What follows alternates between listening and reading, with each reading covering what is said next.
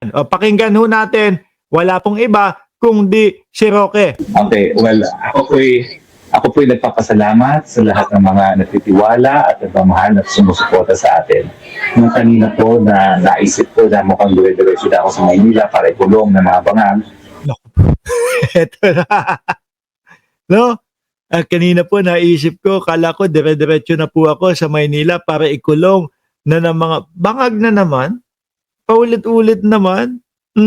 Kaya sabi ko, tatanggapin ko naman ito kung ito Tanggap na, no? Kung sakali naman na etong asylum nito talagang tuluyan na pong ma-deny at tuluyan ng hindi pagbigyan, no, mga bossing, tanggap niya na. Mas magiging masaya si Roque. Sa totoo lang ho, sa nakikita ko, mas magiging masaya si Harry Roque doon po sa loob ng selda.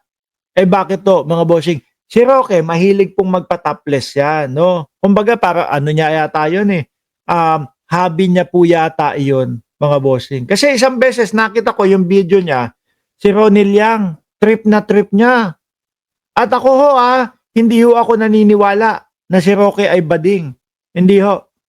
Hindi ho ako naniniwala na si Roque ay may pagkabeki. Bakit po? Sabi ko nga sa inyo, paulit-ulit tayo, no? Pag marinig nyo yung video ni Harry Roque na pinapatopless niya o dineder niya na pataplesin si Ronnie Yang, matigas po yung pagkakasabi niya.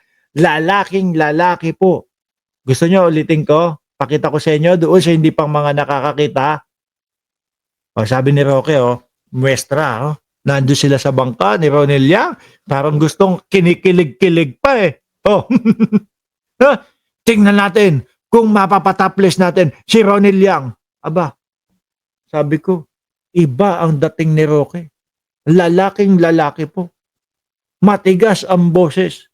Yun nga lang ho. Baka mahilig lang talagang magpa-topless ng kapwa lalaki si Harry Roque.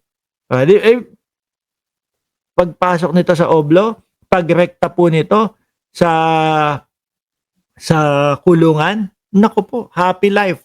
Bakit?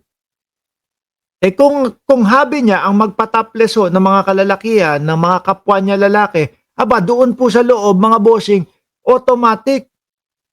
Karamihan po doon, naka-topless. Bakit to? Sa sobrang sikip at daming presyo, mga kababayan, tas mas pipiliin mo talaga na nang naka-topless ka. Ay nako, busog ang mata ni Roque doon.